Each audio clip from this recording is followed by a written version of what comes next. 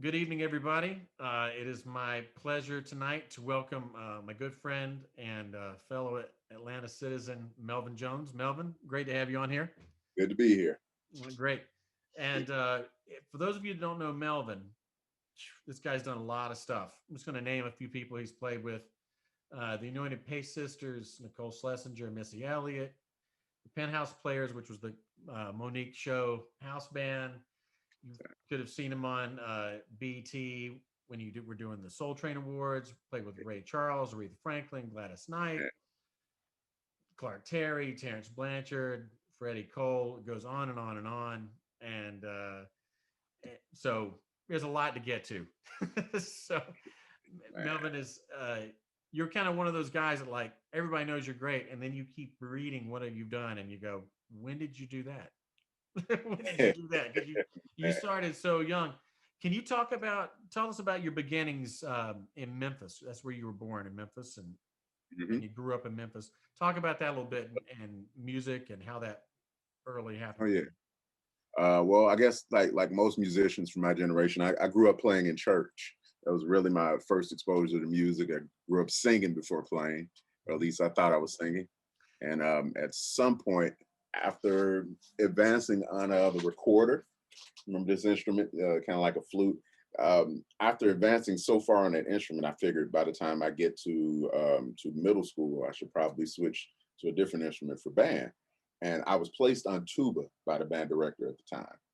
Um, but we had to get our own instruments. And so when we went to find a tuba, realized how expensive that instrument was. So looked over a trombone instead. Trombone was pretty expensive too, and my arms were too short to really deal with the slide. So I ended up finding this little $50 trumpet, and it was the worst possible condition that you could imagine any instrument. And to this day, there were jokes that I had like a trumpet on the side of that dent, some along those lines. It was terrible. It had like an L shape. But when I brought the instrument at first, the director was kind of upset with me because, she told me that I told you to play tuba. That's the instrument you were placed on. And I was like, well, tuba costs too much. So I ended up with this trumpet. I had no idea how to make a sound for about a week. I was just blowing my brains out. I thought the instrument was broken because it was 50 bucks. Figured, man, I should have got a better horn.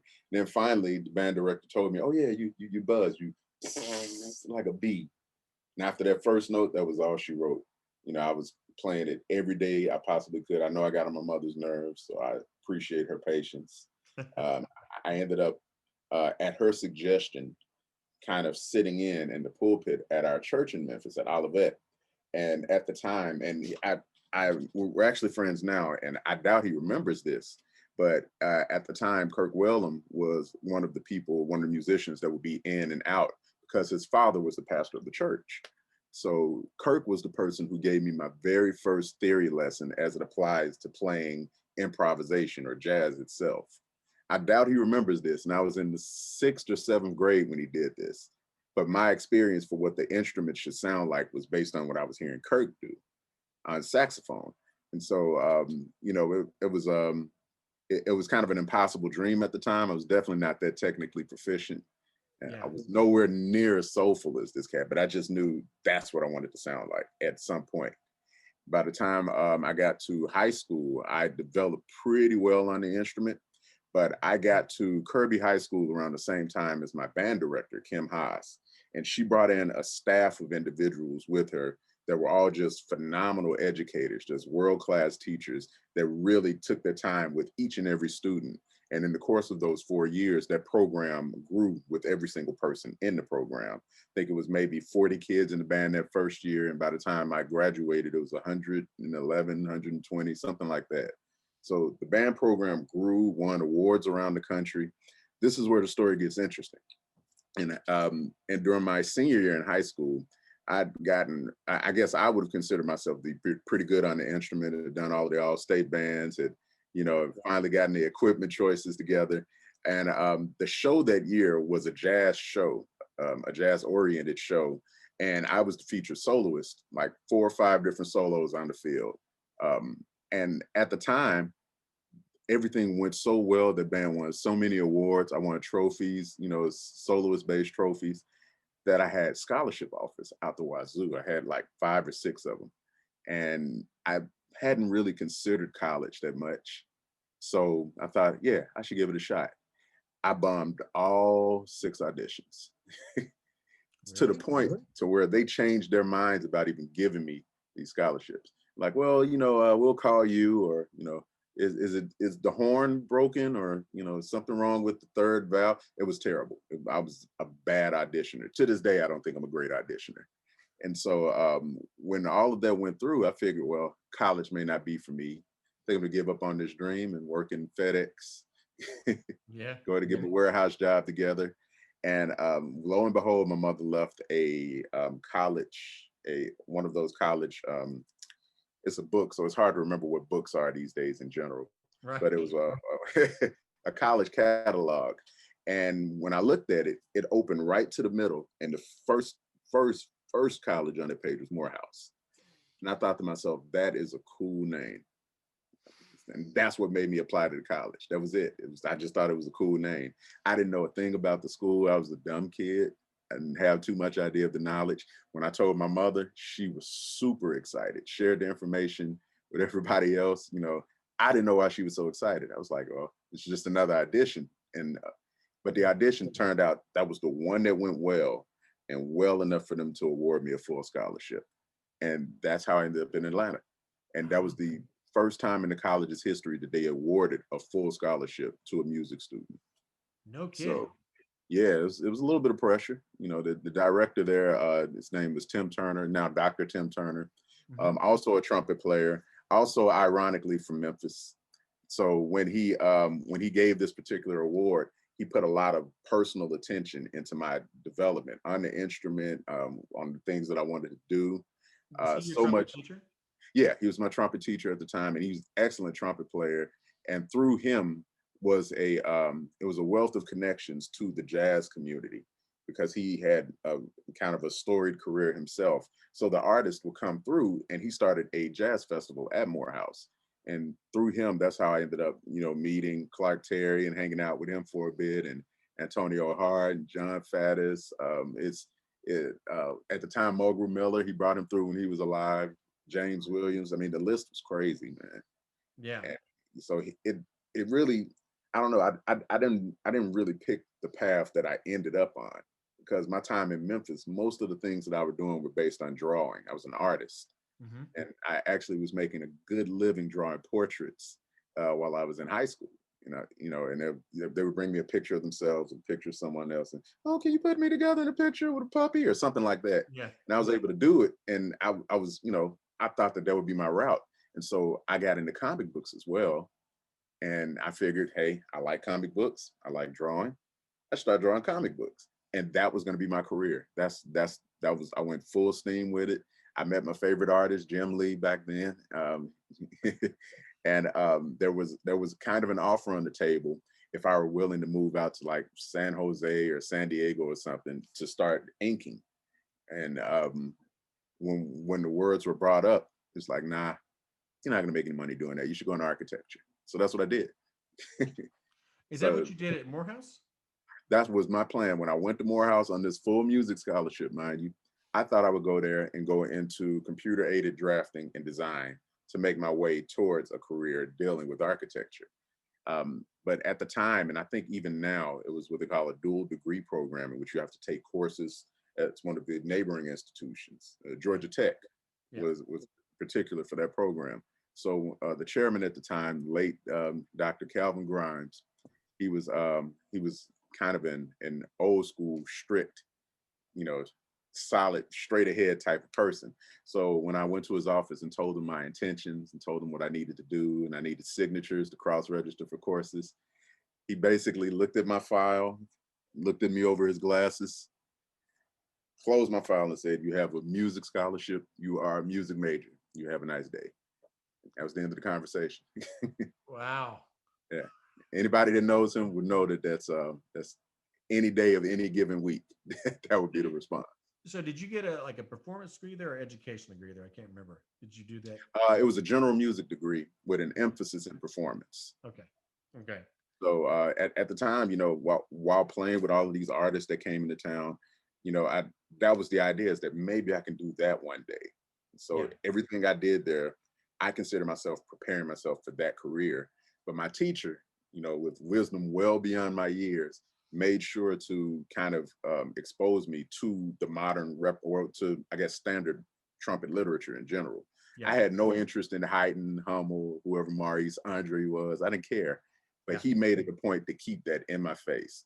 So by the time I got to my senior recital, it was heavy. It was the Haydn concerto, the Hummel concerto, Reisiger. It was it was full on. It was full on. Yeah. Yeah, So was he working on like fundamentals at that time with you? Were you already pretty set yeah. up with a lot of stuff? He had a different approach to the instrument than what I was used to, Hmm. because I guess everything I'd done before was kind of instinct based, and I had a lot of success with instinct. But as any trumpet player knows, instinct will only go so far. So, Yeah. his technique had a lot to do with stamp method, Okay. and with pivot systems, and Yeah.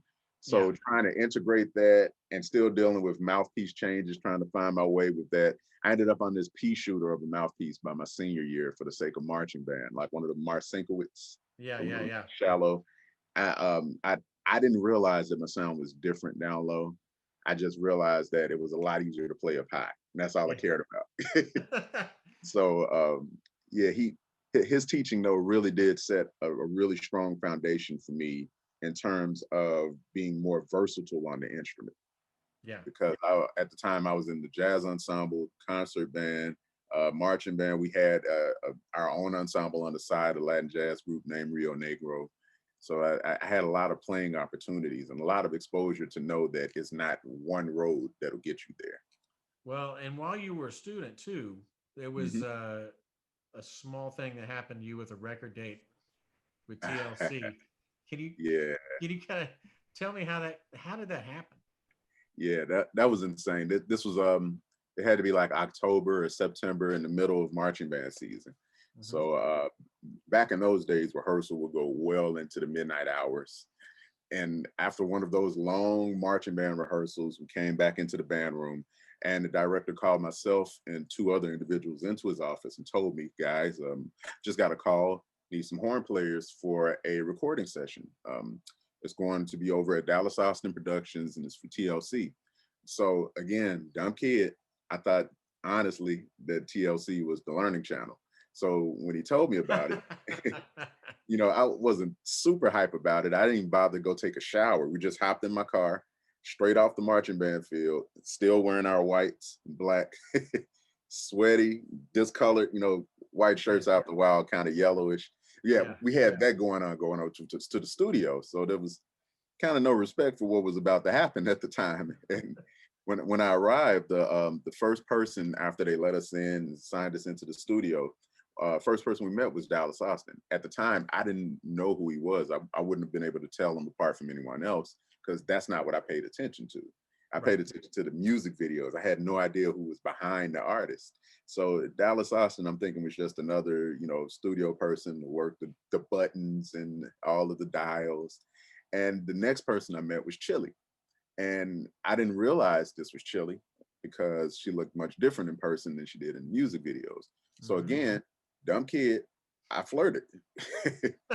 And because I didn't pay attention, let this be a lesson to everyone out there. Anytime you get a call, make sure you do some research about the people you're working with. Because what I didn't realize is the little kid that I thought was her like little sister, that was her child. And that was worse than that. That was her child with Dallas Austin. And here I was, dumb 19-year-old kid flirting with her before we started to record. It was really dumb. It was really dumb. I'm sure And there weren't any negative repercussions though. They probably just shook their heads. oh yeah, I almost feel like it was funny to them. It was an inside joke at this point. Yeah. And the rest of the night we spent in the booth anyway, so I have no idea what they were saying in there. More than likely, you see this idiot? Yeah, let's make him play a bunch of stuff. Now, did you do the arranging on that? We get credit. It was kind of co-arranged, the stuff that we came up with on the spot, kind of it's similar to what we would do in church Hmm. uh, when we would come up with certain lines. What was cool about it is we came up with one or two lines on one song and it went well. And so he pulled up a second song and said, I want you guys to do something on this. I only need this one little line. That's it. So the first song, the one that we came up with something like an arrangement on, was called "Don't Pull Out on Me Yet."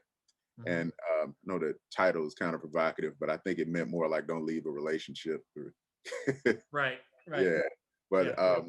after that song, the next song was No Scrubs. And at the time, No Scrubs had no lyrics, there was no singing on it. It was just music. And he just wanted us to basically play a couple chords as they passed. That was Okay. it. And little did I know that this song would go triple platinum. The record itself, Fan Mail, when it came out, it went triple platinum. And when we filled out the paperwork and I got my first royalty check as a 19-year-old kid, I made I think the session itself paid about $500-600 after tax. So I'm 19 years old. 3 hours worth of work playing the trumpet gives me about $500 or $600. This is when I realized this is the career that this is, and this is 1997. Feels like I'm talking about the 70s, but $600 was still different then than what it is now. Absolutely. Even then, gas was what, 75 cents a gallon. So yeah, I was like, I'm rich. This is it. Trumpet has done it for me. Wow, man, So that's a crazy story. So you guys were after a long marching band practice. What yeah, time were you in the session in the studio that night? we Was it got to the studio about 10:30 or 11 p.m. And that was before we played a note, before they even set all of the microphones up. So we were there, and recording time on the sheet showed about 3 hours worth of work. I feel like we were there longer than that, but yeah, that's the way it all added up in the end. So that's a lot of playing, and yeah. I'm pretty sure by the end of the night I was cracking notes or out of tune or something. But man, that experience, that record, and I didn't know this then. I didn't find this out until maybe a year or two ago. But that record earned me my very first Grammy. I was Wow. a sophomore in college, 19 years old. I had no idea what a Grammy was because, again, I was a dumb kid. Did you have the Grammy in like your dorm room? Well, I didn't even know that I won it. I didn't find out until what year is this? I didn't find out until 2018. You really? Yeah, I had no idea. That was 19, that's 20 years later. That's when I found out I had a Grammy, my very first Grammy. And then after finding out about the first one, I went on and did some research. Like, man, I have a couple of these things. And That's so amazing. it's a trip, man. Just the way the career itself works out. Wow. And at what year were you in school when that happened? That was 1998, and the record came out in '99, I believe, and triple platinum. Jeez. So were you in school when that record came out? Hmm. Were you Yeah. like walking around like, that's me, right? I still don't hear it to this day. I listen to the track. I have no idea what we played on there. I don't hear it. I have other friends that have listened and say, yeah, that's a trumpet. Say, yeah, okay, sure. but, but the way but I mean, the way the industry works, there's still checks coming off of that record, Yeah. which is crazy. And it'll make its way onto a random movie or TV show. And then on a day when I'm like, man, really wish I had a little extra money in the mailbox, ding, ding, ding, stars and glitter. I have a friend who played that funky music white boy. Uh-huh. He made $50 in 1976, Uh-huh. and his name's hard to spell, Sprendier, and they misspelled it on the record. And he said about 20 years later, they finally got a hold of him. Man, And that's a build up. That's a nice build up. I think it was okay. He was Jeez, it's a lot more than $50. man. So I'll say this about that because I come across a lot of young guys now that want to jump into the business, and they'll ask me, there are a lot of really specific questions like, how much should I charge to do this? And, if they're only paying this, is it worth it? But I'll tell you, man, I've done some things pro bono that have turned out to change my life. And right. so I always tell guys, man, this industry is a funny thing because it's constantly shifting. You can't go by yesterday's standard to say what you should do today, and you can't go by tomorrow's standards to say what you should. All you can really do is just put it out there. Mhm. And even as an artist, even when you're in the front, a lot of artists, they run into this issue where they're disappointed in certain things because they have this expectation of success and fame, but you can't choose that stuff because there's so many people pursuing the same thing. You kind of have to just be the best or the most honest version of what you are, And if you're honoring it the right way, then it's going to come back to you. You know, maybe not the way you expect, but it'll still come back to you. But I think people that go into this particular industry, especially right now, COVID has made things really clear for a lot of people. You know, there's nothing guaranteed under the sun. So you really have to put the effort in to just be true to whatever talent there is in you, whatever art, you know, whatever your voice is, you got to be true to that. And if it's meant to soar, it'll Yeah. soar, you know. But if you're putting it out there for the sake, I'm gonna make a hit. If it was that easy to decide that you could write a hit song, then there would be a lot more hit songs. There would be no number one. There would just be one. There would just be songs. Yeah, that's right. Everything was a hit. Then you know there has to be a chosen one, and then there has to be the stairs to get there. So I think people get so mad at being at the bottom of the stairs, they don't realize that you just have to keep climbing. Right. I think So everybody that's had some kind of success would say something like that. yeah. I mean, You you know, can't predict it. Stuff just happens, man. So yeah, whenever people ask me those questions, I'm like, just do it. You know, if you can afford to do it, if it won't break your bank, you know, if this isn't breaking some severe moral code of yours, then by all means, just do it and see what happens because you never know. that's right. That's right. Well, I mean, that's amazing that you were on that record when you were in college, and that's Yeah, that's the start. That's crazy to me too. so you graduated what year from Morehouse? 2001. 2001. And so then you went to up to Rutgers, studied with Immediately, like the yeah, next, I guess the next semester, went to kind of at the insistence of both Tim Turner, the band director of Morehouse, and Joe Jennings, the band director at the time at Spelman College. They both made it a point, and ironically, from what we were talking about earlier, they wanted me to study with William Fielder specifically. And at the time, you know, any trumpet player knows who he is. I was still a dumb kid even by the time I graduated, but they made it clear to me that this was Winton's teacher, this was Terrence Blanchard's teacher, Mike Mossman. And, you know, the list just goes on and on and on and on and on of people whose lives he's somehow impacted. yeah, So they hooked me up with him. And it just so happens at the time he was at Rutgers University, and Rutgers had need of more trumpet players in their graduate program. So my foot was already in the door before I even talked to the guy. wow, And I tell this story every now and then because it's funny. But the audition, I played some jazz, hmm you know, but for the most part, I was a lead player while I was in college. hmm And even with the ensemble that we had, I would consider my improv chops to be a minimal, maybe a 4 out of 10. So by the time I was preparing for graduate school and I saw the list of songs you should know, it was a Ted Dunbar list, about 200 different songs. Say, all right, I'm going to pick something from this list and something from this list, be able to play this, sight read this, and have a prepared piece. It's like, man, I don't know that many tunes. So when I went up for the audition, it was almost like just fingers crossed. Let's see how this goes because again, I have a history of being terrible with auditions. I walk into the room. There's William Fielder, hmm there's Ralph Bowen, there's Ralph Peterson, and there's Stanley Cowell. This is a room full of stars, essentially. yeah, And I'm still not aware of all of the people whose presence I'm in. I just knew that's Winton's teacher, and I need to impress him. What was funny about it is the two tunes they called just happened to be the two songs that I knew, and just happened to be two songs that I had all of this stuff worked out on. I had transcribed solos specifically ready for those two tunes. Which tunes were they? One was Billy's Bounce, and the other was Around Midnight. Was it Around Midnight? Well, you need We didn't. Well, you need, and then they wanted to do Around Midnight. So it ended up being three tunes. What was funny about it is, as dumb as I was also cocky. And so when they decided they wanted to do Around Midnight, they're like, okay, Stanley turned around on the piano, started tinkering around. So what key would you like to play this in? I didn't know what key it was in. So I was like, what key do you want to play it in?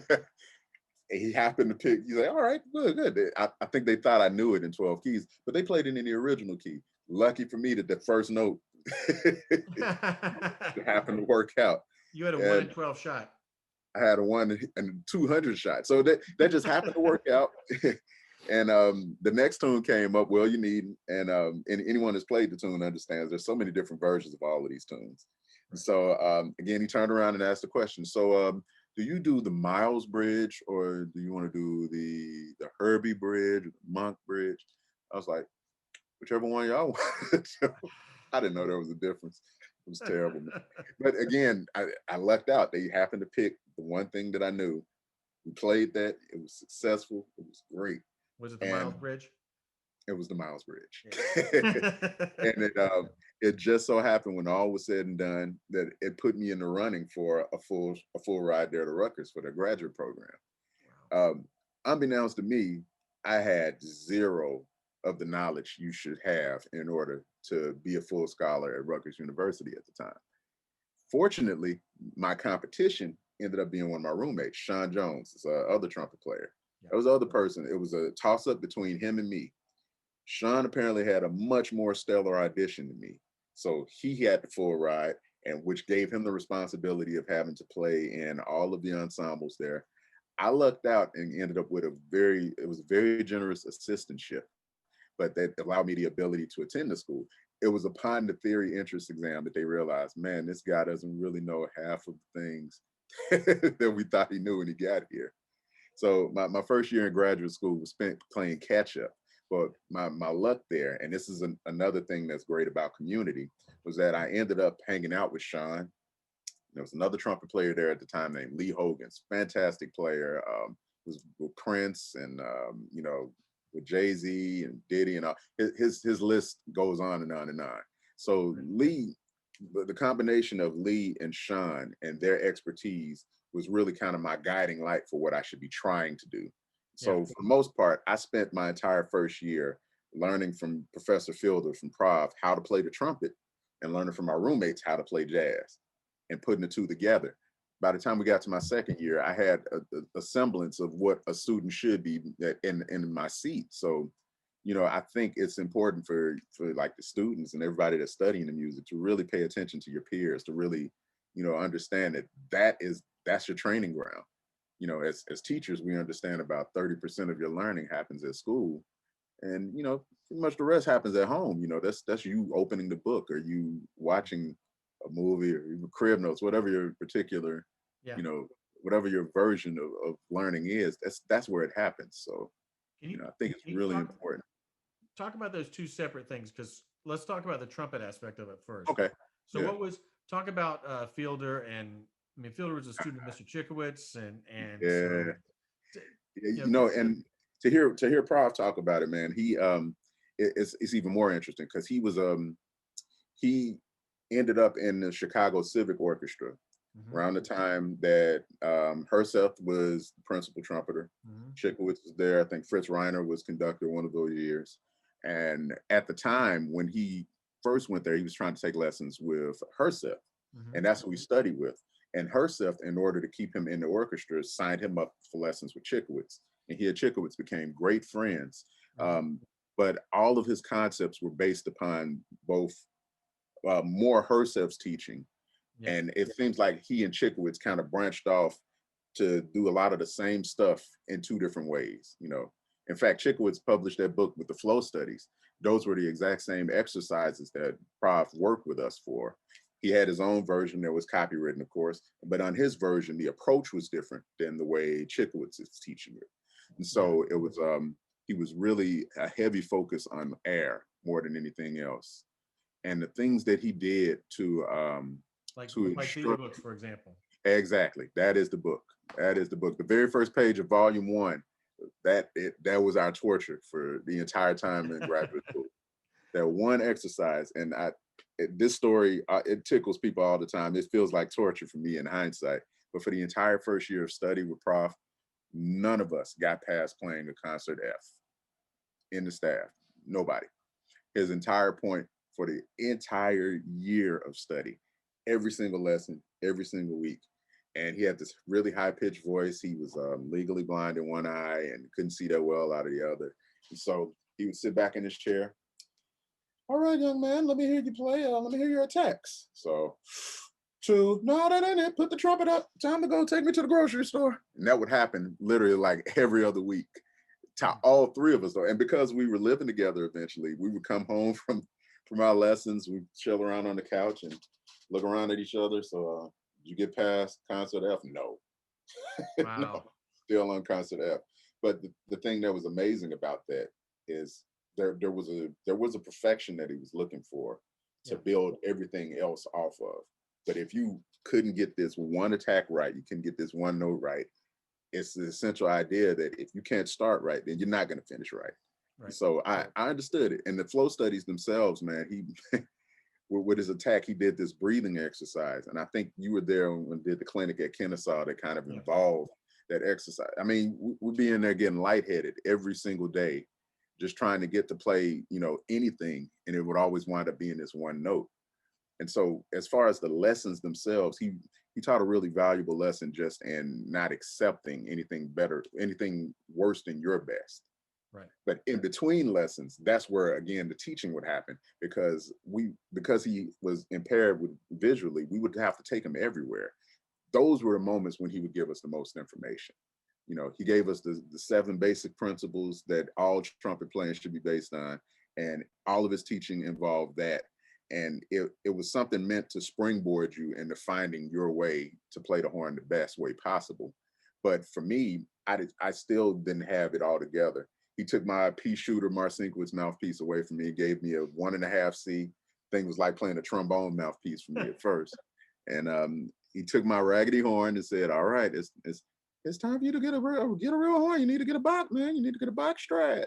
So he took me to Dullin's in New Jersey. He picked out the horn that I should play, and he sat there with me for hours upon hours trying different instruments to find the one that he knew would be perfect. And we landed on this Bach. It was a Bach 43 gold heavy, medium large.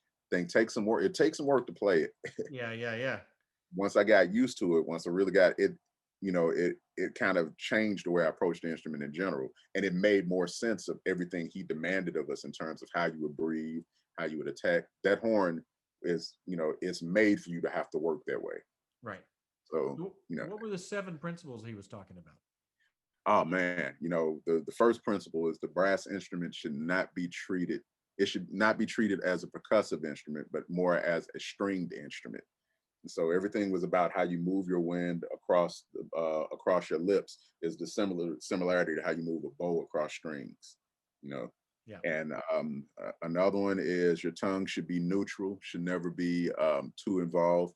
And all of us that play understand your tongue is like another valve, Yeah. once you get used to controlling that. Another principle that stands out had to do with the attack itself. How a note, let me see, I don't want to mess up the wording of this. It's been years since I've even looked at this stuff. But essentially the shape of the note, about how you attack the note and how you release the note. Like the release should be open-ended. Right. A lot of times trumpet players get used to stopping the wind with their tongue, and that gives you a really harsh cutoff. His whole thing is every note, whether it be short or long, needs to have the exact same approach on the front end and the same approach on the back end. And the only difference is what you do in the middle. And I think one of his lessons that always tripped me out had to do with the idea of the wind never stopping, even when you're articulating. Right. That's what threw me for the longest. Because in my mind, I'm thinking, okay, if I'm going to articulate a note, I have to stop the wind to say something. So his thing was, no, that's not the way it works. The wind never stops, even in rests. When you're playing a phrase, it's like a little string with the wind still flowing through in between notes, and the notes are knots on that string. Yeah. And that changed my concept altogether. And I was able to, it took me a while to understand that, because it almost feels like an oxymoron. But once you realize what he was actually going for was just a certain follow through of your wind, making sure that you were relaxed Yeah. enough, even though you're using all of this force and musculature to try to, push wind through the instrument at first. But the idea was to get you to find a relaxed way to do that, to only involve the muscles that are involved in breathing. Right. And because he came from a family of doctors, he had a really like scientific way of addressing the anatomy of your playing, of really understanding what's happening inside. And I think that, well, his teaching style was such that you had to be able to teach him what he taught you. And I think that even influenced the way that I would instruct my students. Most of the times when I work with them, I would tell them, I've given you this information, but you should be able to tell me what I told you. You should be able to teach me as if I know nothing. That's the only way I know this information is sitting with you. And that just turns out to be a really effective way for me to work, or at least with the kind of students that I normally get. So Yeah. Wow. That's great. And then by the second year, you felt like you had a lot of you're playing stuff together with him, and Yeah. you're Well, I mean, we you're still didn't play much in the lessons. He still, you never really got past much. But like again, what was cool is he would give us so much music to check out in between. He would come out of his house when we pick him up with these cassette tapes that he make for us, and I've got a box full of these cassettes. He introduced me to Bud Brisboy, and it was on one side of it they were playing it's the Titan Symphony, with yeah, all of the Omaha, screaming on yeah, it. Yeah. So yeah. on one side of the tape, there was Bud Brisboy playing it with the Chicago Symphony. On the other side was Maynard Ferguson playing it with, I think, Vienna, or it was one of the European symphonies, one of these European orchestras. And Oh, to hear that difference of, I mean, Chicago Symphony in the 60s was just I've never heard monstrous. this recording though. Oh man, I have the cassettes. You got to check it out. And to hear the two versions of it, you just flip from side A to B to hear, because Bud had the range, but Maynard's sound, Yeah, it's a whole nother beast.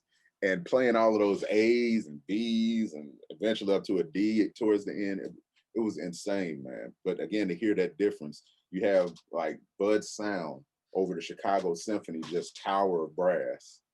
And then you have what seems like a more, I'm not going to say nuanced, but at least a less aggressive brass section with Maynard just knocking papers off the wall. did, So, did he ever talk about teaching Winton with you guys? yes, he did. Yeah. He took in Winton, I think he said when Winton was 14 or 15 when he first Mhm. started working with him. Yep. And what he told us about him that always sat with me is that Winton had the type of personality, you give him something to work on, he would not sleep until he had it down. So he said he gave him, it might have been the Haydn Symphony or the Hummel Symphony. I mean, Haydn Concerto or Hummel Concerto. Yeah. And he played for him the record of Maurice Andre playing it. Went and decided that's what I'm going to sound like. And he said that he's essentially just stayed in the practice room night after night after night, came back, played it for him perfectly. Prof said he did not really have the heart to tell him that, this is supposed to be on an E flat trumpet. So went and learned all of the trills, everything on B flat, and made it sound like an E flat. And it's like, again, just because he said he didn't even know that it was on a different keyed instrument. So that's that that kind of thing. And he said it was that kind of experience with Winton in general, that was the kind of student he was. So that's what he expected of all of us. Well, that's pretty tough to live up to Yeah, that. there is no living. There's no living up to that. There's So no talk living up. about and so talk more about your roommates with Sean and who was your other roommate you said? Oh, Lee Hogan's. Lee Oh Hogan's. man. Yeah. Yeah. Talk about what you guys were doing together. Oh man, when we first met each other, Lee was also an Atlanta resident at the time, but I didn't really meet Lee until a couple of months before I went off to Rutgers. Right. So we got acquainted because we knew we'd both be going there. When we got to the school on move-in day, we were walking between the dorms and a car came driving by and the car backed up and big black guy leans out the window. He's like, "You two brothers look like trumpet players." Like, oh, yeah. And that was Sean. And that's how we met. Yeah. That's how we all met each other. And we were inseparable from that day on. We would meet up there in the quad between the dorms. The dorms were right next to the highway, next to Jersey Turnpike. Mhm. So we would all just aim our horns at the trees and practice outside. Yeah. And at that time, I had a couple of licks worked out. I thought I could play. Then Sean had a lot more and a lot more octaves. And so that's when I realized I couldn't play. And then Lee had a lot more licks, a lot more complex harmony. So that's when both Sean and I realized that we probably can't really play next to him. So it was that constantly. I was like the little brother of the group, but Yeah. it was such a kinship because at the time the three of us came in and kind of filled the trumpet section for the school itself. Yeah. So we were in the jazz ensemble sitting next to each other.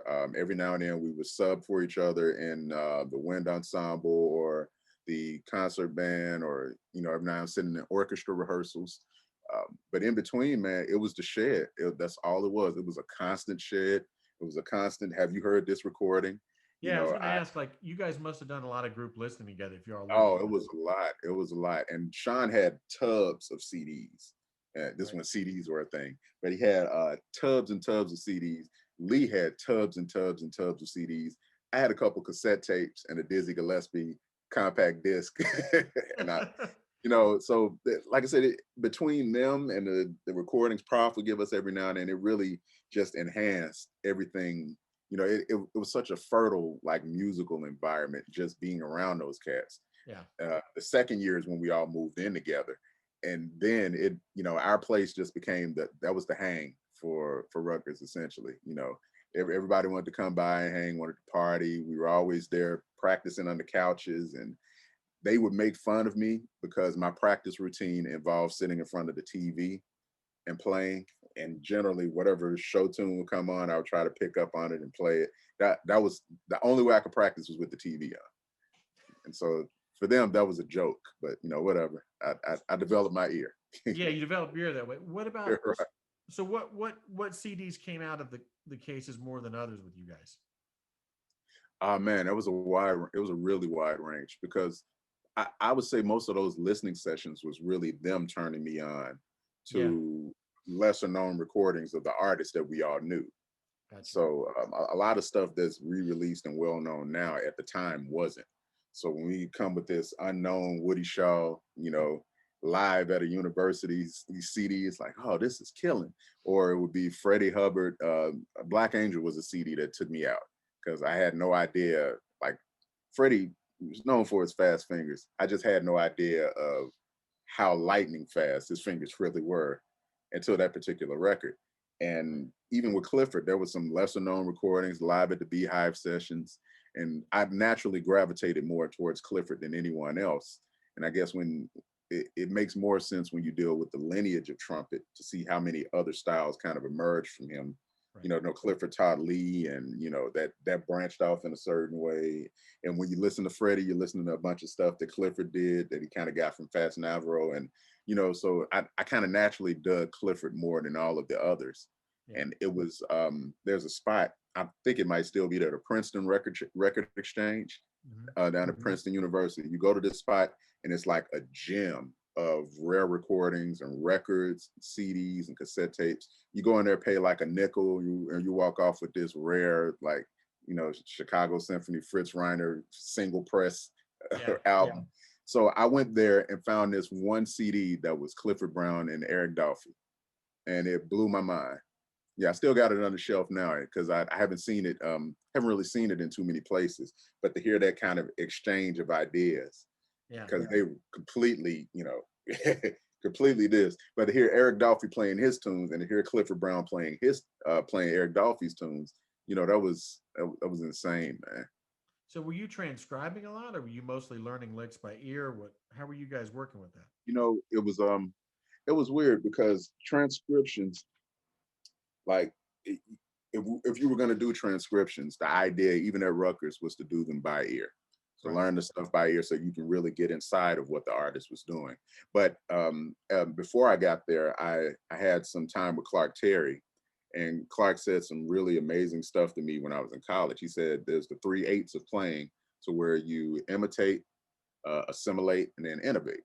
Right. And so with that idea, it was furthered by Prof's idea that if you want to learn how to play like these masters, you listen to who they listen to. And so, that particular knowledge, kind of combining those two kind of gave me insight in how I could actually imitate what they're doing and then kind of insert my own ideas about it. I mean, it was Yeah. all about concepts, and, everybody there was 100% just about concepts more than the playing. And at the time, it was a really fertile jazz market because, again, we had Ralph Bowen that was over the over the jazz program. Stanley Cowell taught improvisation. Ralph Peterson, the bad drummer and trumpet player, he was over the combos. Who else was there? It's a really bad composer that was writing all of the tunes for Village Vanguard Orchestra at the time, Scott Whitfield. And so, the between them and Yeah. between my roommates, that environment was, it was ground zero for going from a zero to a hero, so to speak. Yeah. Yeah. Now, did you start to work a lot in the city at that point? Yeah, during that first year, I got my first gig, and it was with a very popular party band called the Don't Call Me Francis Band. Anybody, from the 90s, 80s reference to Stripes, that movie, remember that? Don't Oh Call yeah, Me yeah, yeah. Francis. Yeah. Band leader's name was Francis Orsini. And rest in peace, but he was a really original kind of cat. And the very first gig I had turned out to be for like a mob event in Jersey. I didn't realize that. I just knew that when the band leader hit me up, he was like, "Hey, got a show for you. You're gonna have to ride with me to the gig though, and leave your car here." It's like, oh, that's weird, but okay. And I get in the car. I park my car in his garage, and we're driving. And I fall asleep. And anybody that's lived up north, everything is about 1.5 to 2 hours away. Everything that you want to do, it's generally about 2 hour drive. So by the time I wake up, it's getting darker. It's less and less road, more and more trees. We pull up to this house in a clearing. And before we get out of the car, he's like, "All right, listen, it's going to be a great party. You're going to do great. The book is going to be on the stand. When you get in, just go straight to the green room in the back. Don't talk to any of the women, whatever you do." It's like, okay. And so I walk in. Naturally, the first person I introduce myself to is a man. And the first man that I meet, just so that I'm staying safe, turns out to be the mayor of one of the townships in Jersey. Then there's another mayor of another township. And I'm thinking it's kind of heavy already. I'm just going to hang out with the DJ. So I hang out with the DJ. We have a good time all night. By the end of the night, he introduces himself and gives me his business card. His name is Perry Gambino. Nice. And he said, "Yeah, I love this guy. Anything you need, just let me know." It's like, I don't need anything. I'm good. You break somebody's little knees. You're right. I need a raise. Take care of this guy for me. Oh my What was God. cool about that experience though is when I started playing with the party band scene up there, these wedding bands or club day bands, I guess the scene was so vibrant. I was playing like 6 or 7 days a week most of the time there. So we're playing clubs for 4 or 5 days, and then we're playing weddings or events on the weekends, and then reset clubs, weddings, school, club, wedding, school. That was my life for the first 2 years, for the 2 years that I was in school. And what became evident to me at the time, and again, this goes back to another conversation we were having. Francis Band turned out to be one of the favorite bands of our current president. So Oh, he had all of the casinos there in Atlantic City at the time, speaking of and Mouthpiece. we were the band for all of his clubs essentially. We would go in. He had one in particular was the Trump Marina. It was a club in there called the Wave, and the gig would go from 11 p.m. to 3 a.m. on the weekends. And we would go in there. We were the entertainment, and we do an hour set, then DJ, then an hour set DJ, an hour set DJ. While we were playing there, and we did this, I did that gig with them for about 4 years. Trump would come in every now and then. Did He you guys would get bring paid? guests. We got paid very well. Oh, okay. I mean, very well. It was a good regular gig to have. And, he for the most part, took great care of the band. So I thought at the time, like, man, this guy really knows how to throw a party. And one of the times we were there, he brought it was J-Lo when she was married to Mark Anthony. Yeah.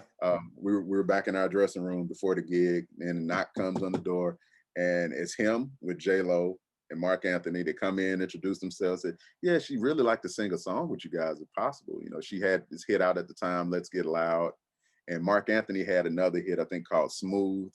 And so though they were already in the set, so it just made sense. They came up, did a couple songs with us, and just went out to party with the crowd. And that kind of thing would happen. Like, he'd bring these celebrities in, he would treat us to rooms, and these just legendary experiences happen with that band in his casinos, now closed, but whatever the case, that that was the scene then. And it just really made me aware of what this career would look like, because I would do that and every now and then kind of switch it up and play with big bands. Mhm.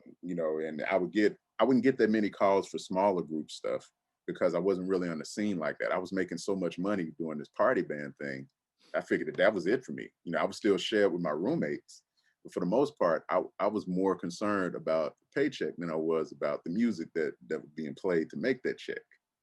And I guess, to juxtapose it with the times, that first month that I was in school, in graduate school in Jersey, was the same month of 9/11. So, the first time going over into the city, into a session, it was an experience. You know, we got to the city at about midnight, and we stayed until about 5:30, 6 in the morning, you know, jamming, going from club to club. That was my first time in the city. And Wow. then the very next weekend that I was going to go was when that happened.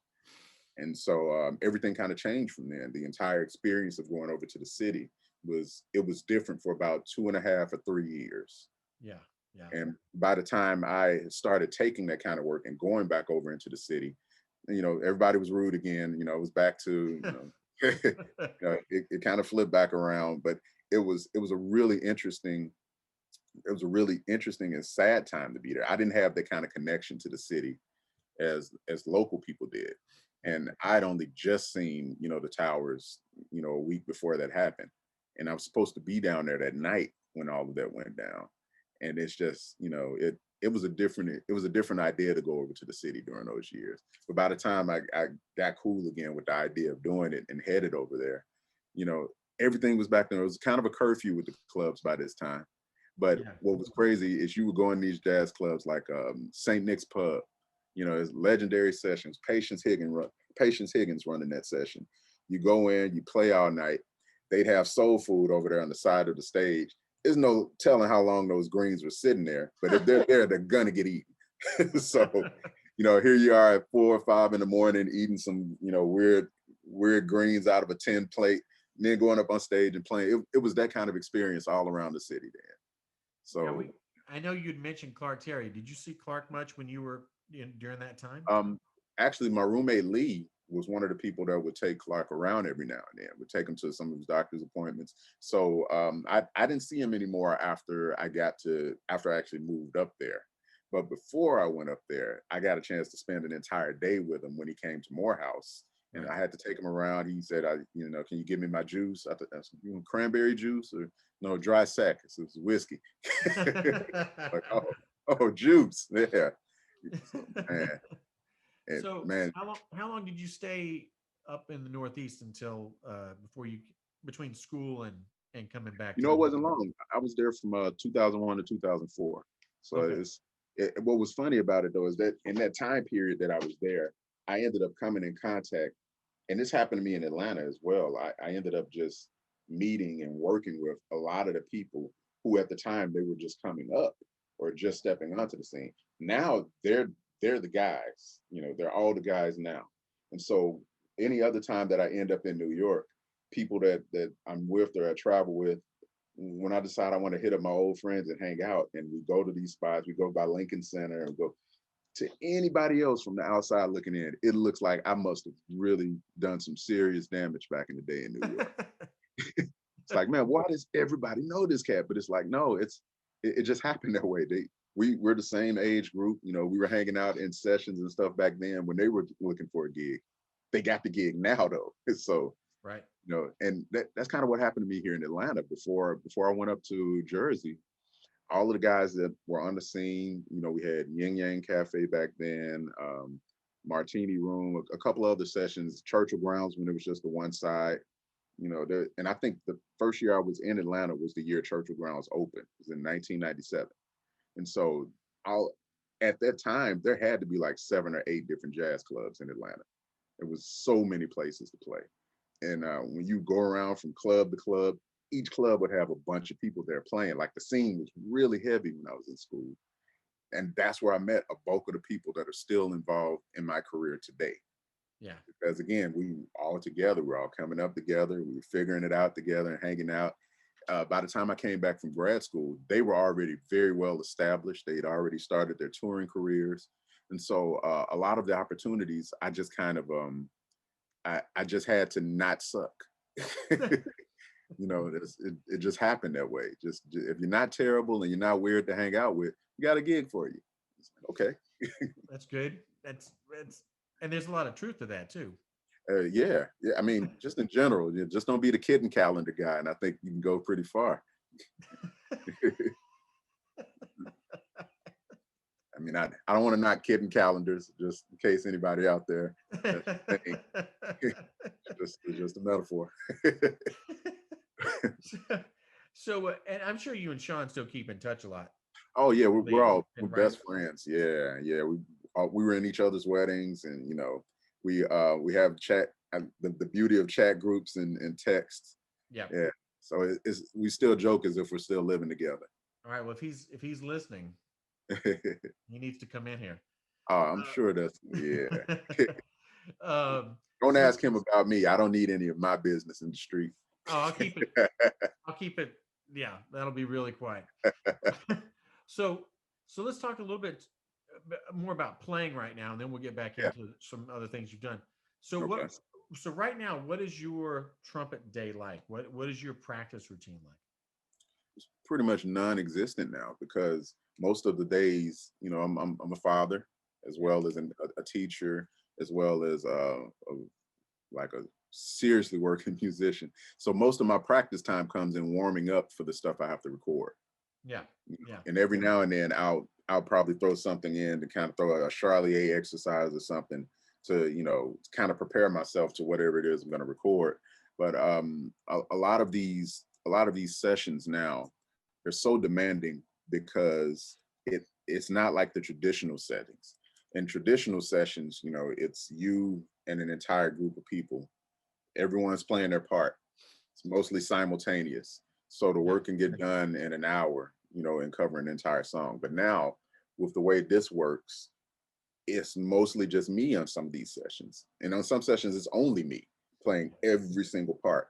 And Right. I don't know if you can see in the background, there's trumpet, flugelhorn, trombone, I whatever has to be played in order to create a cohesive section sound. And it takes forever. It takes a long time. So by the time I'm done switching between those horns, playing Yeah. a lead or playing a bass line, doing all of that within the scope of one song, then it's I'm spent. Yeah. Do you have any kind of like routine maintenance that you do, or Yeah, you I do do. regimen for that? Flow studies, the Yep. same thing that's in the beginning of the Chikowitz book. Yep. That I find does a very good job of just helping me find where things are every day. Yep. And what I've also started to realize is I'm not an old man, don't get me wrong, but the older I get, the more I realize that there are certain things that I have to be more methodical about, and because I don't have regular practice time, because I'm literally recording every single day. And Yep. so because that's happening every day, I guess my maintenance routine has to double as my warm up. Yep. And so the warm up that the flow studies always does a great job. There's an exercise, ironically, that has Jerry Hayes' name on it. It's an altered version of the Schlossberg routines Mm-hmm. that does me very well in just finding my slots all over the instrument. Yep. And the other thing is just different dexterity things, and I change that up from day to day because some of these sessions are straight ahead sessions, and every now and then I'll get calls for straight ahead gigs, so I still have to keep some kind of semblance. So, You have more than a semblance of your fingers. oh man, I appreciate that. That's That- real lucky. yeah, yeah. What is your process when you're learning? I mean, maybe this is more of a question for when you were a student, but what's your Okay. process about learning tunes, or how do you teach people to learn tunes? I'm I guess because I get such a large volume of music to deal with, the stuff that I have to learn, I have to do more subliminally than anything else. Okay. So for me, I have to sit with it. I have to have it playing in the background. If I'm driving somewhere, it needs to be on while I'm in the car. When I get to the point that I'm singing the stuff back, that's when I feel like I know the tune well enough to adjust to how I'm hearing to put it on the instrument. Right. Because what you'll find is in jazz in general and in that particular genre, when you're dealing with improvisation, you can play the wrong fingering and still get the right note Yeah. if you know what you're trying to play, you know. And so that's for me. I have to have a really good kind of aural perception of what it sounds like in order to learn it, and it takes a little longer because I don't know if it's because I'm getting older, but it takes a little longer to learn tunes now than it used to. But I'm really I don't know if to say blessed or fortunate, but once I've learned a tune, I'm not gonna forget it, and that's been my kind of calling card. That's what's kept me working. Yeah. I was going to say, by the way, I can play the wrong note with the right fingering. I've got that. Yeah, I've got that yeah. down. There's always that. I figured that one out years ago too. But Never. But what about like when you're learning, like when you were talking about when you were a student and you only knew those couple tunes, Yeah. what was your process like just learning standards and assimilating that? Well, you know what's at Rutgers, it was demanded that by the time you graduated, you knew it was Ted Dunbar, uh, bad guitar player on the scene back in the day. Used to be a professor at Rutgers, and he created a list of tunes that were considered to be the standards to know. Right. To get out of Rutgers jazz program, you had to know it was 200 songs on that list. You had to know those songs. And at some point, your test would consist of them calling those, just random tunes from that list. Yeah. And if you were fluent enough, you needed to know them in all 12 keys. So the process for learning something like that, again, comes to listening to, I guess, what you would consider to be the standard versions of those songs. Right. Because once you, I don't know how to put it. Like when you're looking at written music and trying to memorize it, I had to do that a lot in college with marching band. Yeah. And we had to learn it pretty quick. He'll put something on the stand on Tuesday, and you needed to know it to be able to march it on Saturday. And so, with that being the case in marching band at Morehouse, and I think the HBCU experience really lends to this more than some of the other types of schools. Yeah. But we had a book of music that a typical HBCU would have about 40 or 50 songs that they needed to know throughout the season, all by memory. No flip folders, no sheet music on the field. You're in the stands, and when they call it, you better be able to play it right. And so that, I guess, that philosophy and that idea of having to learn songs that way is what I took with me by the time I was in the jazz program. Right. And for me, it's more about rote. You have to do it often enough and then take it away, and then do some more of it and then take it away, and then do a Yeah. little bit more of it and take it away until you have the entire tune down. Yeah. So when it comes to jazz, that's a different beast because there's so many different versions, and your interpretation generally is based upon how the song has been sung more than anything else. When you really want to learn the melody of something, you almost have to learn the lyrics. And I'm terrible with lyrics, but I can remember, some dum dum some dum dum dum. Yep, I've got you.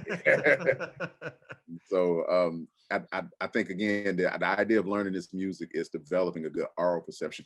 Even if your thing isn't jazz, when you learn to sight read music, the idea of that is being able to see what the line sounds like before you play it, to Right. know what that interval is before you play it, so that you're not necessarily playing anything new as much as kind of reintroducing stuff that you already know. That's what sight reading, when you treat it just like an actual language, that's what it is. It's just a different combination of words that you already know. Yeah. And so when it comes to jazz music, it becomes that. After you play enough of it, you start to realize that these songs are all just combinations of licks, Yeah. and those function in the same as words. All you're doing when you're learning one song to the next, it's like, oh, that's the same lick or the same word that was in this other song that I know. So Yeah. by the time I get here, I remember that that's what it is. And that's kind of the way I learn tunes now. Yeah. It becomes problematic with certain composers. Of course. Some stuff doesn't sound like anything. It's like, whoa, that was completely yours. So I'm gonna have to learn whatever you wrote. That's what I'm gonna have to learn. Right. But that's essentially the idea. Is that I think in general, my approach to music is to treat it like a language. Right. And once you have that kind of thought process, it makes breaking certain things, like even from an arranger's point of view, it makes breaking things down a lot easier. Now, where the arranging part of your life, was that something you studied in school? Or you mentioned earlier the church.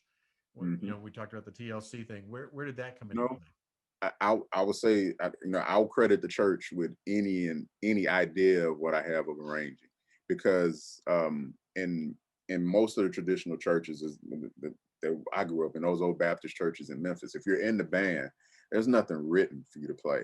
Sometimes they'll give you a hymnal, and you're gonna have to figure out the rest for yourself. Now, it just so happens that Kirk Whalum left such an impact on the music ministry at my church that a lot of those approaches to music was a little more advanced than what I think would be found in a regular setting. Even Right. the other saxophone player, his name was Clyde Jones, and Clyde was an amazing saxophone player. And Clyde was one of the only people that could stand toe to toe with Kirk back then. And the thing about it though was Kirk at the time, I think he had just gotten the Whitney Houston gig, or had just left the Whitney Houston gig, whatever that was. No. Before that, he was a straight ahead player, like a serious straight ahead player. And that's what he would bring up there. And I didn't realize that I was listening to giant steps in his playing, you know, but he was like a serious cat. So the idea of arranging, then the church music starts up, the mics are hot. Somebody comes up with a line, everybody joins in or harmonize it with, right, on the spot. And that's kind of how I learned how to improvise. And the idea of arranging is how it would fit in with the choir, or when it would be out of the way with the choir. And it wasn't until I got to college that I started paying attention to more of the Earth, Wind, and Fire kind of horn arrangements. Right. And again, in the marching bands and HBCUs, the material then was, you know, for the most part, Earth, Wind, and Fire stuff, you know, Brick House, and then you can move over to what was it, African Bamba, you know, it was Yeah. you know, a lot of cameo stuff, you know, this but whatever the case, that's what made me start paying attention to like horn arrangements. And with the horn arrangement area, it's funny, you had Jerry Hay on here not too Yeah. long ago, and some of his arrangements had me racking my brain that it was possible for any human being to play most of the stuff that they were doing. Yeah. Then when I saw the album notes, remember liner notes, those are the good old days. It's like, yo, it's 5 trumpet players on this thing. Yeah. They're all playing this at the same. This is incredible. So I guess kind of combining what I learned in church and how to approach it, and then hearing it applied in different areas, you know, Yeah. that's really what formulated my idea of what horn arrangement should be. And then after playing in those party bands, you know, here I am learning all of these horn arrangements and having to read through a lot of them on the spot in the books for those different bands. So it all just kind of lended for me to figure out, you know, that this is where this fits. This is where I should probably be quiet. This is where something needs to happen. I don't know what. And maybe now I need to play with everybody else. You know, it's that kind of balance of when you decide of when you're going to stack what the rest of the band is doing and when you're going to do something that stands out. And you can't do too much of either one of those things. Right. It's the balancing act to make it Oh sound yeah. natural, right? So it's not Right. stupid. Oh yeah. So, and you do a lot of arranging still, Oh right? yeah. Yeah. Yeah. Oh yeah. Every day. Yeah. I think I see your Instagram every day is like, it Oh looks like man. a new arrangement all the time. It is. It's a lot more than I can ever even put out there. It's just crazy.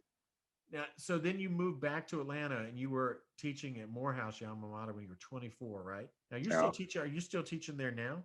yeah, I'm a adjunct trumpet professor there now. Were you more, but you were more involved when you were a little younger, Oh right? yeah, I was director of bands back then. I was over the marching jazz concert band and essentially over the instrumental studies division of the college there. And so that first year was that was an eye opener because again, like you mentioned, I was 24 years old. I don't know how many 24-year-olds are thinking about responsibilities in general, but by the time I got there, now it's like, oh, I'm in charge of like people's lives. Wow. And then the actual duties themselves. I mean, anyone that's ever been an educator understands the workload of teaching one course. I had a workload, I think, of 10 hours plus students plus the bands. And so it was crazy. And I didn't realize how crazy it was. You know, I figured, you know, I'm gonna take my earring off, I'm gonna stop partying, Yeah. and learn how to speak properly, put on a suit at some point, and I'm gonna try to change some lives. Man, it was a task and then some.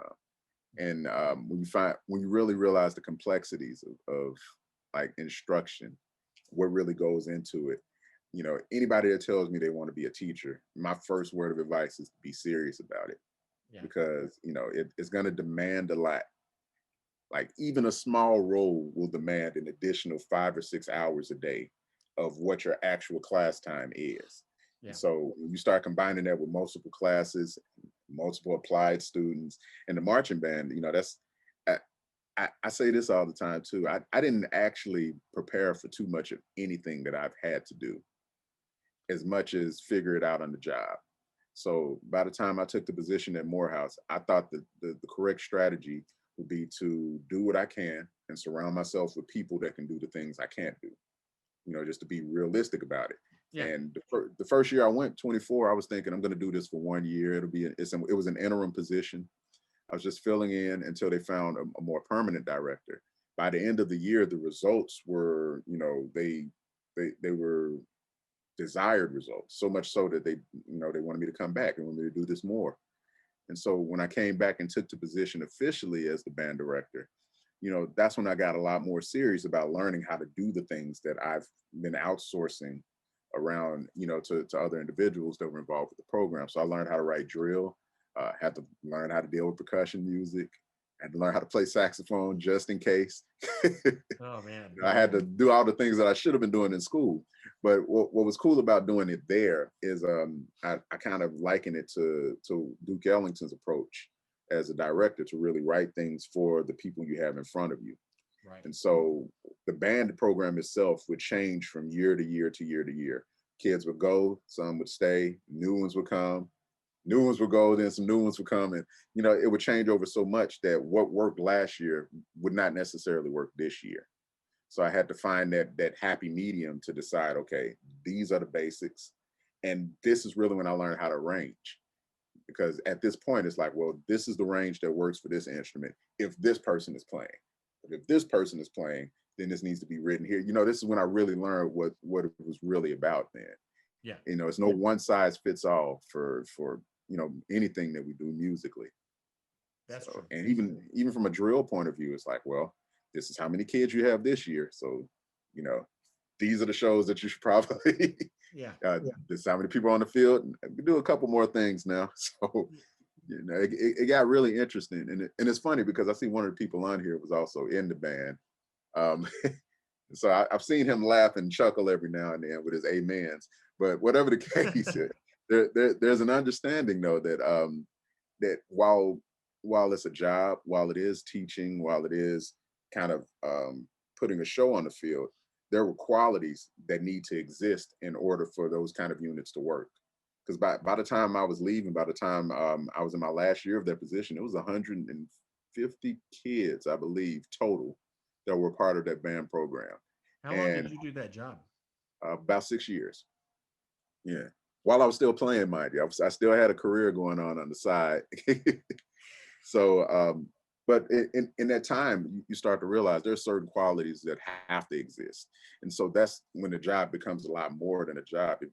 Again, anyone that's really serious about teaching understands you're more than a teacher. You're a mentor. Some people, you might be a parental figure. You might be a brother or sister. You might be a guardian. You're a finance person. Yeah. At some point you get around to actually teaching, whatever the course calls for. And by the time you get to that point, you've invested so much in everything else just to make the situation receptive enough to what you have to teach. So when dealing with that many kids, and I became a bit of a disciplinarian, but I was never mean. I just had to figure out you have to be stern, but not mean. And I feel for my daughters because that's what they get from me all the time. Is like, yeah, I love you, and I go to bed. It's I'm band directed them. Yeah. But we'll talk about your daughters in a minute because you got a crazy story to tell with that. Oh man, yeah, can't make this stuff up. So, and there was another question I had too about. I know you played the last Illinois Jacket show. You were in that last band, right? Yeah, That was that was still when you were in New York, right? that was the month before I moved back to Atlanta. Wow. Who else was in that band? Oh man, it was Freddie Hendricks was playing lead on this section. Lee Hogan's one of my roommates. He was one of the other trumpet players. Michael Dees was in the trombone section. What are the guys' names? James Barton was in the James Burton, was in the trombone section, and it's one other killer. And Julius Talentino was playing lead alto. Who else was in that band? It was the drummer that used to play with Count Basie's orchestra was playing. It was a great band. It was at Lincoln Center in the plaza there. And what was killing about that performance, you never know what your last day on earth is going to be in general. None of us knew this was going to be his last actual concert. For him, this was just another gig. And for me, this was me wearing white pants and a powder blue jacket. That was all I remembered about not liking about the gig. That was the uniform for the show. But when the show was over, like Illinois was another like old school like an old school jazz musician. So the way the cat talked, the way he treated people, what he demanded, it was super harsh. And then it was tinged with this little touch of love on the back end. Like he had these rehearsals in the basement of his house, and his wife would cook for us while we're down in the basement rehearsing. And you know, we're down there getting blessed out to our soul. You know, and when he's done with that, I might have some cornbread upstairs for you. It's like, oh, Right. well, okay, it's cool. Kind of old school tough love. Oh yeah, and so it was my professor, prop Fielder, that hooked me up with that gig. So when he did so, I don't know what he told him or what he told Illinois' wife, but they took they were super duper kind to me, like in the course of my time there.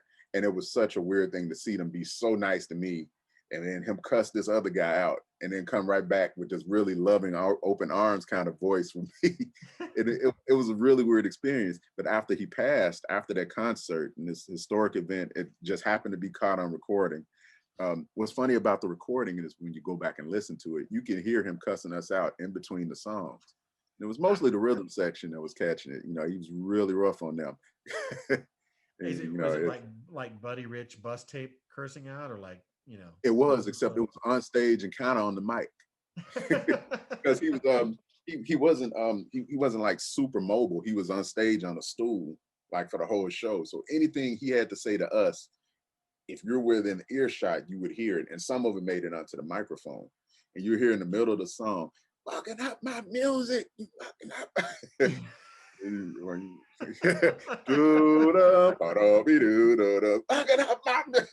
It's hilarious, man. It was a bit, but I guess for the time being, I played with them only for a couple months before I moved down here.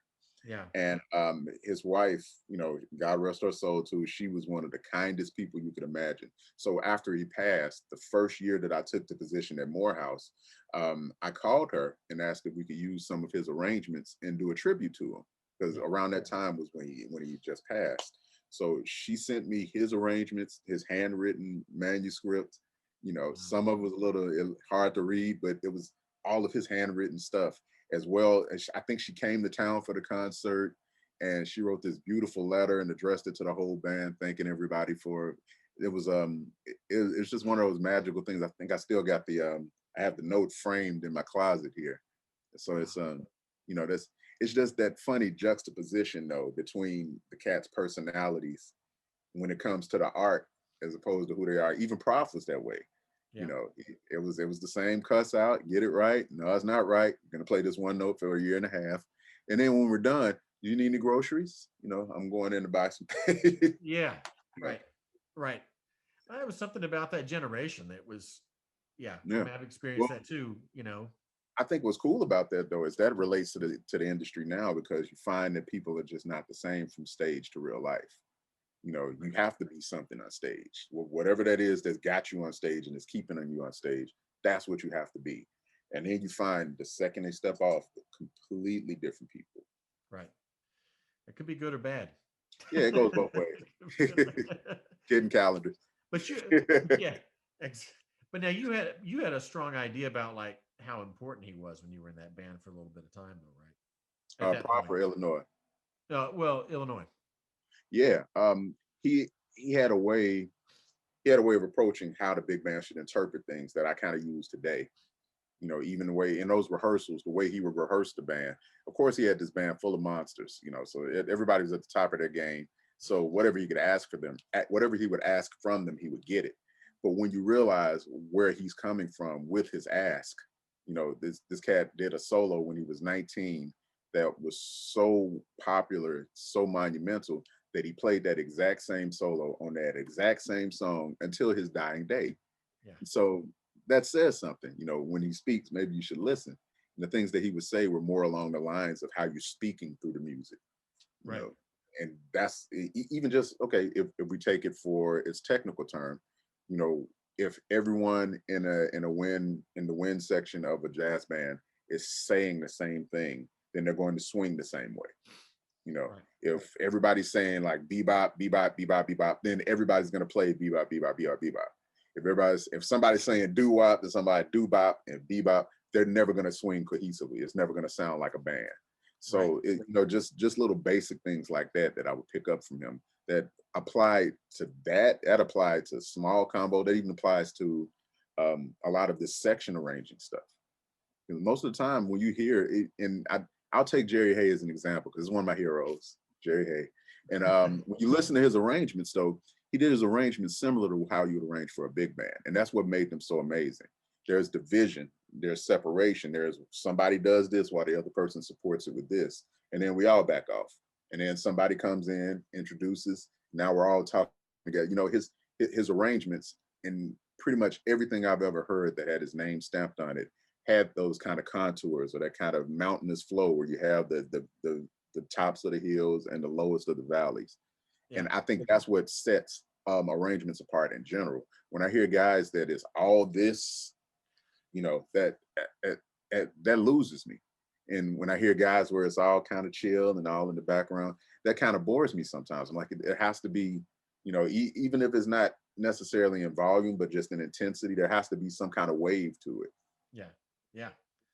Wow, that must have been amazing though, because you knew what a heavy guy he was when you saw him. And oh man, yeah, and just to see again, he humanized it for me. For me, it's this after you start meeting a lot of the people that you're used to hearing on recordings. Sometimes sometimes people that you meet when you just have heroes that are dicks naturally. They're right. not nice people in general. But then when you meet those people that turn out to be the warmest possible individuals, that just kind of restores the faith in what made the music so enduring. That's the personality that's really behind it. Right. Yeah, it's so much better when they're not the other way. Oh man. There you go. I want to talk. I mean, hey, man, there's so much I could talk to you about, but talk a little about the gig you played for Michelle Obama. Oh man, yeah. There's a story with that, right? Yeah, that was a freak accident. I was on it's the Lincoln Centers Club in Doha in Qatar, and while we were there, I was there for like 2 weeks at a time when I was doing those stints. One of those stints, Michelle Obama had an event there for women's education initiatives that she was doing there in the Middle East. And so she was presenting in Qatar to a group of people. She was just going to be there for the 2 days or so. But they had her staying in the hotel where we were. It was the Four Seasons. It's the top, owned by the Sheikh. So that was the place to be. It just so happens that while she was there, she was going to fly in, do her thing, be out. And that was it. Freak thunderstorm happens while she's there. Out of nowhere, we're in the middle of the desert, 103-degree weather, and it starts raining. And then it starts lightning, and then it starts thundering. So the plane is grounded. There's nobody leaving. Yeah. And I'm just shocked to see a thunderstorm in the middle of the desert. I'm like, yo, I didn't even know this happens. So I'm filming it. We're having a good day. The next night, we come into the club, and Secret Service meets us at the door as we're walking in. They take my horn. I had this black trumpet that's sitting back there. It took my horn because it looks like a weapon. It took it away with the dogs to sniff it and check it out. Right. When they brought it back, have a good night. We get up on stage, and after a while, it turns out that they make an announcement that the club is closed to anybody that is not either an American citizen or traveling with Michelle Obama and her party. And so in the end, that just means if you're not with her, you're not coming in. Yeah, right. They let them in. It's only about 20 or so people that travel with her entourage. We normally played 3 sets, and then there was a late night band that was kind of a party band that would do 2 additional sets. And part of my gig was to play with both. Right. So 5 hours worth of playing. So we get through like about 30 minutes of the first set. She makes a request to hear "Girl from Ipanema." We play it. That's the end of the gig. Come hang out. We're gonna drink the rest of the night and just party. They turned it into a club, man. It was like party music coming through this jazz club speakers. They're on the dance floor. We were doing the electric slide. You can't make this up, man. Can't make this up. That was one of those days, I'm guessing, right? That was it, man. Bucket list, bro. And I told my wife too, so this is cool. I can be honest about it. But at some point of the night when it was time to go, This is the I story. I always end up being the guy that starts up certain conversations that's uncomfortable for everybody else. So I walked up. They're like, "Oh, thank you, guys were great. We're all shaking hands and it's great." Like, so listen, you believe in complete honesty, and as I said that, the rest of the band starts backing up. It's very cool. I'm sure my wife will understand. I've had a crush on you, but don't tell your husband because I don't want to disappear. She thought it was hilarious. They all thought it was funny. I'm like, all right, now that's out the way. Can we take a picture with you? Yeah, sure. And so, we all took our photos, and the photos had to be approved by the State Department before they would send them to our phones. And you know, Yeah. but all I got before I got that picture was a text from the band leader, Richard Johnson, bad piano player. In the group text, he sent me this picture. He said, "Hey, the picture came back from the State Department." And it was a picture of Obama with binoculars. And I was like, I think they sent that to me like for the entire week before he actually sent the real photo. Yeah, man, Cat said they got a serious sense of humor, apparently. Oh, and that reminded me. Uh, what group were you with? You played for two sitting presidents. Yeah. The band we had in college was named Rio Negro. Hmm. And back in, and I missed this gig, which was weird, but they had a gig it was Bill Clinton. Hmm. Well, Yeah. and apparently he was like one of the coolest, individuals you ever hope to meet, which is Yeah. yeah, I can dig it. Yeah. And there was a gig for Bush. It wasn't with that band though. It was with a party band, with a random party band. It was for Bush number 2. Bush too. Okay. Yeah. So and also it was with another band I got a chance to play for, not a sitting president at the time, but for Jimmy Carter here in town at the Jimmy Carter Center.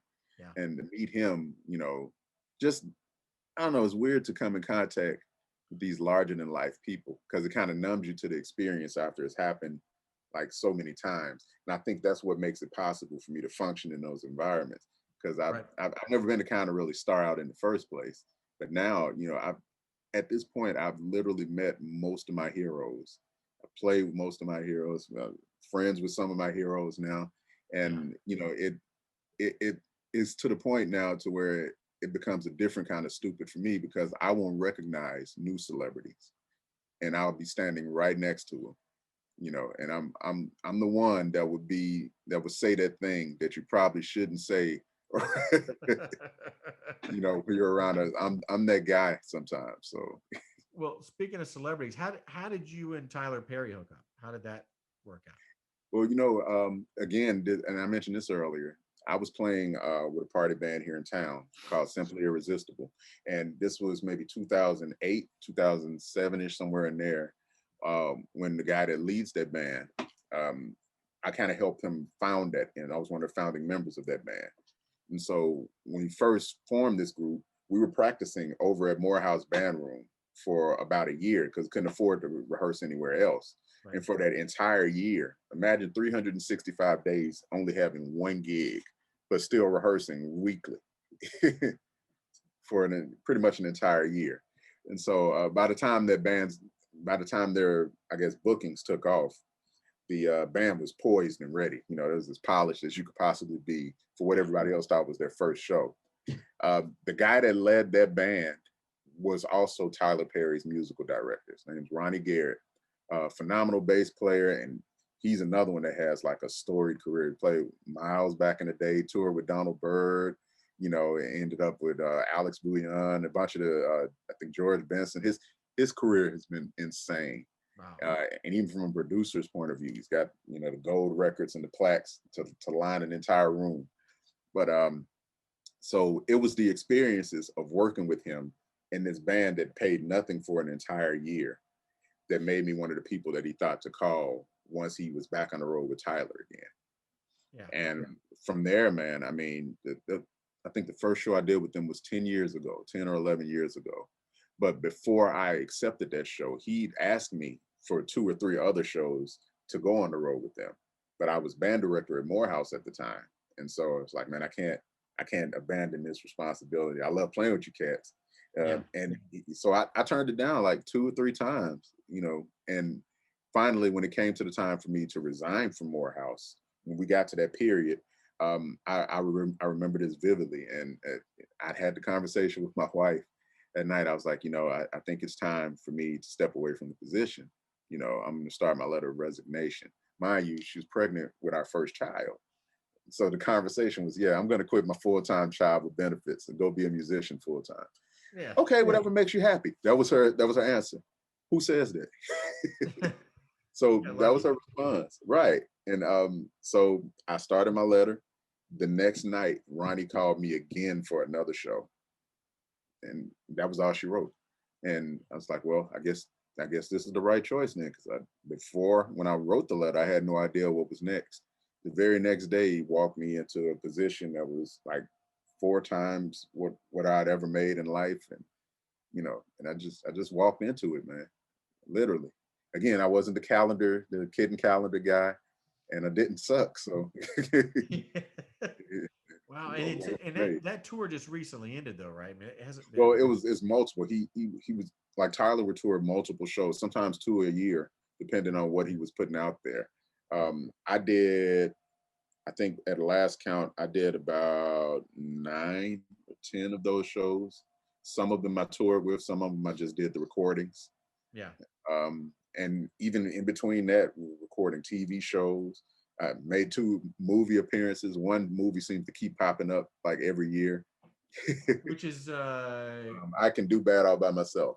And in that movie, like we're right there in the opening scene next to Taraji P. Henson's doing this Shaka Khan song. And we're in the front just blaring horns from the top of the song. I didn't know the scene was going to be that present in the movie when we filmed it. I didn't even know this was the opening. I just knew he had us there. I didn't realize how much we were actually on camera. And yeah. so by the time the movie came out, according to everybody that knows me, I'm in that movie. As far as I was concerned, I was just the extra dude with a horn on the side. But like Tyler put us really prominent in the opening scenes and like once or twice in the middle of the movie and for the closing scene of the movie. So every time that movie, I never know when it's showing until I start getting text messages Uh, like, "Hey man, were you in this movie?" Maybe.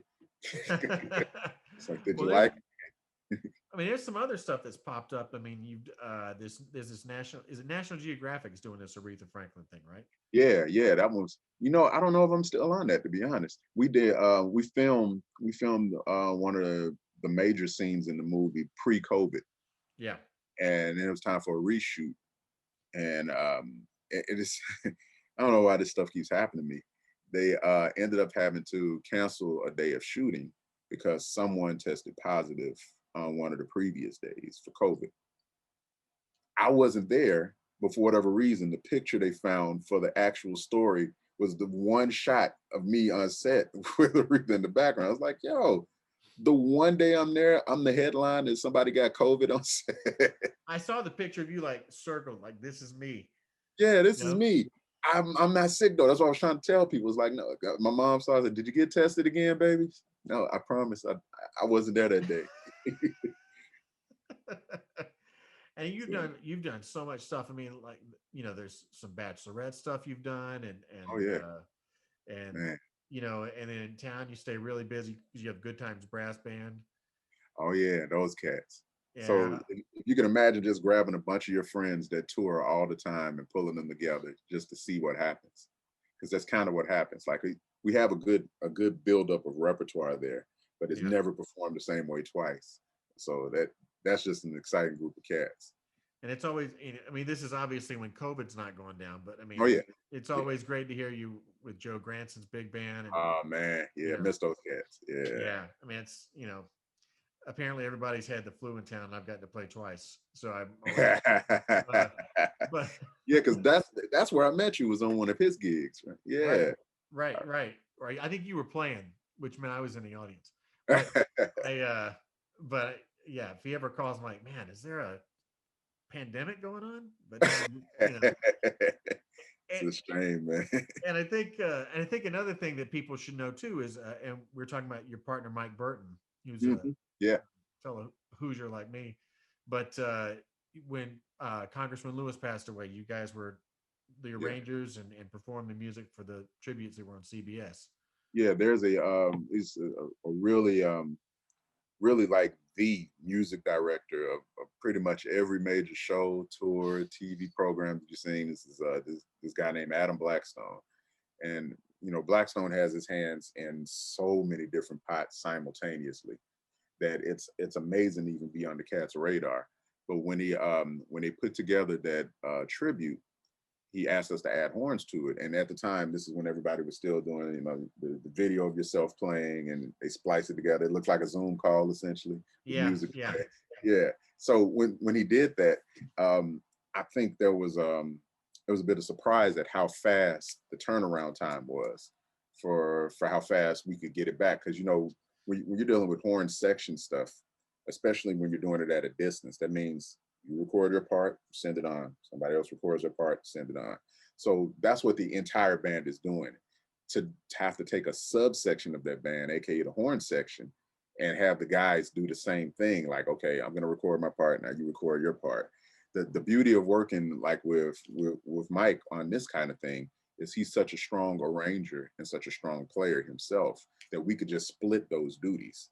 So yeah, it's like, hey, I'll arrange this one, you arrange that one. You come up with what you got on that, and I'll do mine, and we'll swap and add the parts, send it all back.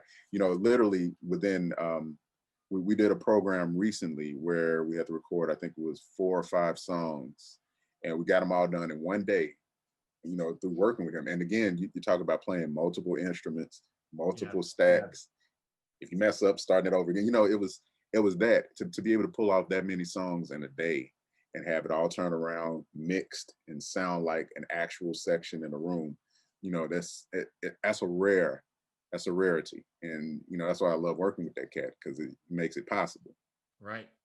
Yeah, you guys stay busy. Every time I look at Oh yeah, yeah, yeah. It's you remember that alien on Men in Black that was yeah, that's that you had guys, all it right? on? Yeah, yeah. That's kind of what it's like. He's got his hands over here, and I'm over here, and it's just a cool partnership, man. Wow, man. Do you have any big projects you want people to know about, or that are coming out, Um, or that you can talk about? man, see, that's the problem. I can't talk about so many things. There Yeah, is there are some things. Um, what can I talk about? We're getting ready to record a record. Um, what month is this? This is October. End of October. November. Yeah, Recording a record for Rodney Jordan, bass player down at he's over department at FSU. Seriously bad cat, and a really bad. He's normally in Marcus Roberts trio, and yeah. when all of them. He is getting ready to put out his sophomore release as a leader.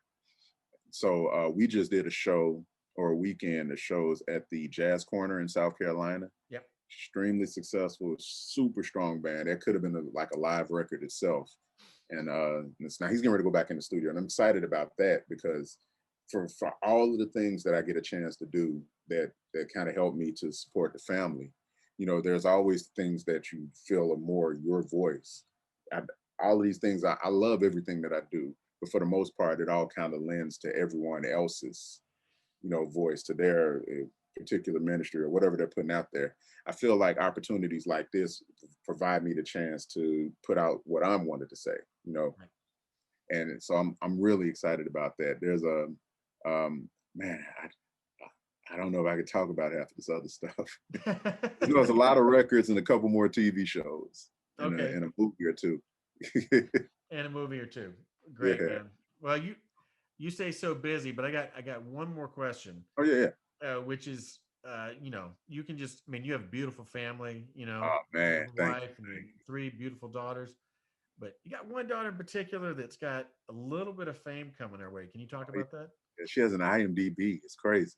So she, our oldest daughter, Selah, has quite the career. This is thanks largely to my wife's work and her efforts for all of this, Yeah, because it's very difficult for children to be involved in the industry when you have to balance out the school life and what it takes to get them to set, and then get them prepared, and to kind of run them through the kind of stuff the actors do for themselves is what she has to do for her, as well as still be mommy.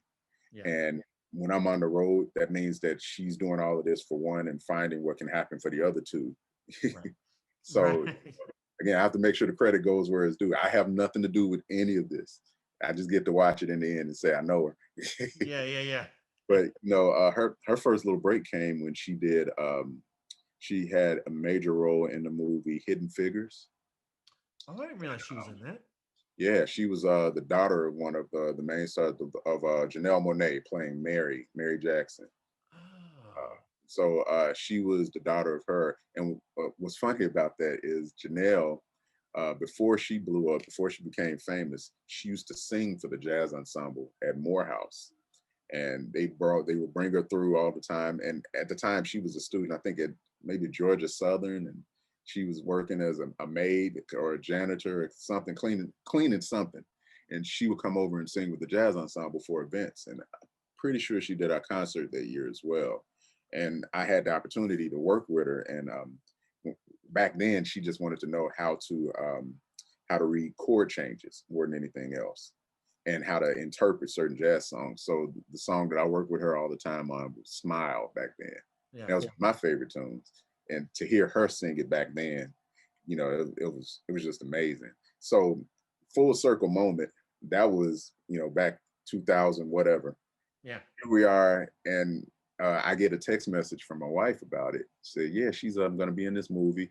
She's going to lunch today with Janelle Monáe. I was like, oh, really? Oh, you got to tell her. You remember Janelle from when she was, oh, yeah, that's right. That's right. And so I get this picture of them at lunch together. And it's like, wow, this is crazy. It's completely full circle moment. And so she played her daughter in that movie. And, that movie was largely successful. Oh, yeah. And rightfully so. The subject matter couldn't have been more timely. Right. But after that movie, she just has a knack for doing everything that she ends up doing on screen. I don't know where she gets it from, and I had to accompany her to set one time when she filmed a commercial for the Cartoon Network or something, when she had to cry on demand. And she was so good at it that I was like, man, I don't know when I can believe her now. She was going hard, real tears rolling. I'm like, yo, all the people on set, the camera guys, like, oh, she's really good. I'm like, yeah, it's a little too good. So this movie she's got coming out, talk about that a little bit. Who's in that? So this was actually filmed pre-COVID. Yeah. It was supposed to come out last year. It's called Christmas on the Square. It's a Debbie Allen movie. Well, Debbie Allen, Dolly Parton, Charlotte Lewis, and I think Christine Baranski, and it's a Netflix movie. And it's going to come out, I believe, on Thanksgiving weekend. Yeah. It's going to be great for us to get a chance to sit down and watch it with her. But it's an amazing experience for her because it's like a musical. And she got to sing, dance, act, perform, do like the whole 9 yards. And I think from what my wife told me about it, like it was just amazing to see her with the ability to do all of these things on command. So I'm really looking forward to seeing this on screen. I haven't seen any of it. I don't know what it's going to look like, but they're all really excited about it. I'm excited about the opportunity, and she's so bubbly when a commercial comes on, and she's, I have to think it has to be trippy for like a 10-year-old to every now and then sitting down watching TV and then like she's suddenly on screen for something, because she's got a lot of commercials out there now. Like she's got a really good resume going. So I think it's just amazing that she gets the experience of doing this and wanting to do it in the first place. So, for me, that reads as a parent as not having to teach the lesson of you finding a way to do the things you love to do as a career. I love that she's already figured that whether she does this forever or not, she's already figured that out. Yeah. And that's kind of what I appreciate about this experience, because it's so many ways to get like to feel like you're stranded in a job. Yeah. But to experience the freedom of knowing that the thing you love is going to also be the thing that feeds you is something different. Right. Wow. Well, she's got a bright future ahead of her with this. Oh man, she's a star. Yeah. All three of them are stars. They've all actually, again, this is all my wife's doing, not mine. And I think last year they did a commercial. It was another Christmas commercial, and all three of the babies were in it, and my wife was in it. And some fake dad guy, whoever he was. Some fake dad guy, of course. Yeah. What was that for? It was for a credit card company, I think.